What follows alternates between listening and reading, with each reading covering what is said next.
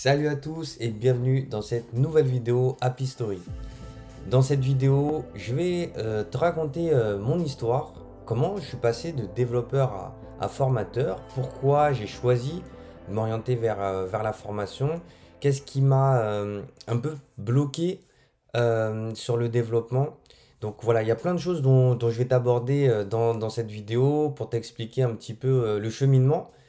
Comme ça, tu vas bien comprendre pourquoi j'ai choisi ce chemin. Si c'est la première fois que tu viens sur la chaîne, ben, bienvenue à toi.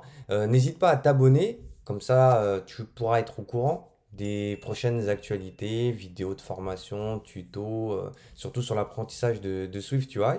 Mais avant ça, il faut que je te raconte déjà une partie de cette histoire-là. Alors, comment ça se passe? Comment je deviens formateur?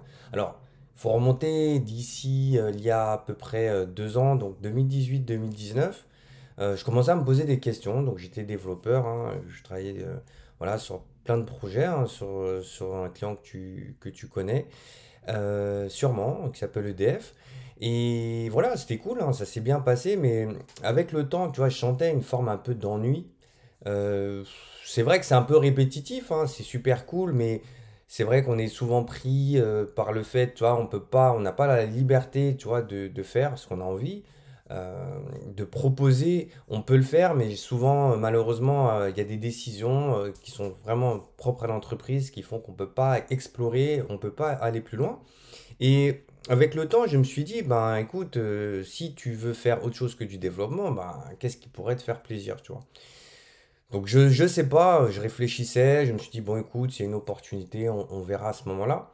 Et ce qui s'est passé, c'est que j'ai une amie à moi, en fait, qui m'a envoyé un message et qui m'a dit, Mickaël, j'ai vu quelque chose qui pourrait t'intéresser, formateur iOS. Alors je me suis dit, ah tiens, formateur, tu sais, je voyais ça quand tu seras plus vieux ou plus tard.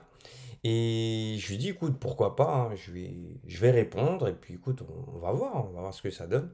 Et cette entreprise, c'était Simplon, pour qui bah, j'ai le plaisir de pouvoir délivrer des formations. Mais avant d'arriver jusque-là, c'était au moins pour que tu vois un peu la démarche. Donc ce que j'ai fait, bah, j'ai répondu, hein, à l'offre. Et j'ai pu avoir un entretien assez rapidement. Et puis les trucs se sont assez enchaînés. Et surtout que ce qui était cool, c'est que quand j'ai su pour quel programme, c'est leur formateur, c'est une chose, mais quand tu sais que derrière, en fait, c'est Apple qui lançait ce programme-là en France et que j'ai pu rejoindre l'équipe, j'étais premier formateur, hein, de France sur ce programme. Et je me suis dit, bah tiens, vas-y, il y a une chose à faire, vas-y à fond. Et voilà, c'est un peu comme ça que je rentre dans la formation. Et, et franchement, j'ai découvert, mais c'est un métier incroyable, hein. C'est-à-dire le fait de pouvoir transmettre, tu vois, tes compétences, tes connaissances à des personnes qui soit sont demandeurs d'emploi ou euh, peut-être victimes de discrimination ou peut-être en conversion professionnelle, reconversion professionnelle. Bah, tu te dis, bah écoute, c'est un beau challenge, bah écoute, on va essayer de voir. Donc moi voilà, je suis issu de la banlieue parisienne, mais quand on m'a dit que je pourrais apporter un peu ma compétence à des personnes qui pourraient en avoir besoin, bah forcément je trouvais du sens, en tout cas dans ce que je voulais faire, et ça c'est super cool. Et voilà, c'est comme ça que je deviens formateur. Alors, forcément, le switch, c'est quand tu passes de développeur à formateur. Tu t'aperçois que c'est aussi un autre métier. Et c'est comme ça que je découvre bah, les aspects pédagogiques, l'écoute, pouvoir organiser ses plans de formation, etc. Et j'ai appris franchement énormément de choses. Et en plus, c'est des relations humaines, hein, on est en contact. Il n'y avait pas le Covid encore à ce moment-là. Donc, il y a vraiment des relations de proximité qui sont très très intéressantes. On apprend à connaître des gens et ça change complètement du milieu de l'entreprise un peu traditionnel sur lequel on a souvent plus des débats techniques sur des solutions, sur des choses plutôt que apporter vraiment de la valeur au produit. En tout cas, voilà, c'était un petit peu ce côté un petit peu déceptif, en tout cas pour moi, mais pour toi, moi je te souhaite, hein, bien sûr, si tu veux te lancer, parce que tu vois, ça serait bizarre, je te dis, tu vois, moi je veux plus faire de dev, mais je forme des gens à en faire et je les encourage. Il faut bien séparer les choses. Il faut bien séparer les choses.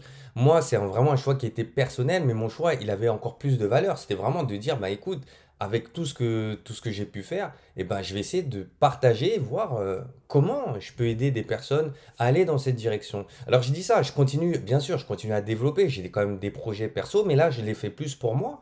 Du coup, je trouve que ça c'est intéressant.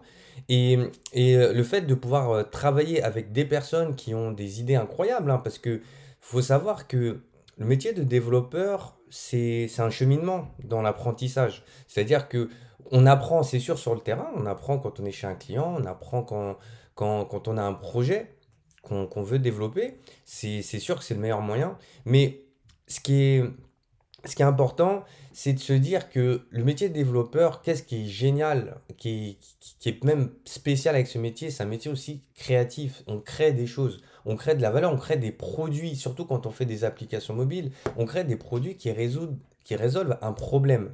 Elles résolvent vraiment des problèmes et c'est ce qui fait que les gens, ils aiment les applications. Pourquoi? Pour la simplicité, pour l'accessibilité, etc. Et, et voilà, et de pouvoir apporter un autre regard sur le même métier, hein, sur ma passion, parce que moi j'aime ce que je fais et j'essaye de la transmettre, bah tu vois, ça permet toujours de rester engagé et motivé, tu vois. Je pense pas, hein, en tout cas je touche du bois, et je pense pas que je reviendrai un jour en disant ouais, finalement la formation ça m'a pas. Non, ça m'a plu, ça me plaît, ça, je pourrais pas dire le contraire, tu vois.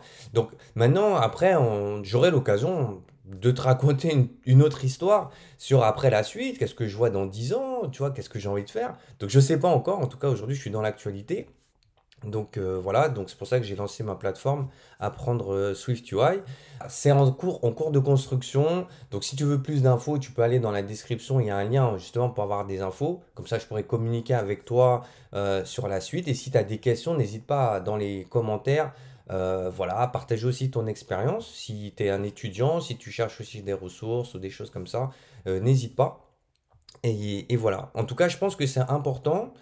Si, par exemple, toi, tu as envie d'être sensibilisé ou de pouvoir parler avec des gens qui ont de l'expérience, pareil, hein, n'hésite pas à m'écrire. Hein, tu peux mettre un message dans les commentaires. Il y a le lien du groupe aussi Facebook, aussi où je mets pas mal de contenu. Alors, tu verras, c'est des vidéos souvent de formation. Donc, si tu as un Mac avec la dernière version du système d'exploitation, tu vas voir, on va faire plein de choses super intéressantes.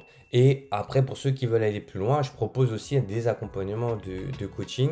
Mais voilà, s'il y a des questions, il y a tout dans le lien dans la description. Et comme ça, on pourra continuer à échanger autour de ça. Voilà, c'était une petite histoire, l'histoire de mon switch de développeur à formateur. Mais d'ici là, on se tient au courant et on se retrouve pour la prochaine. Ciao!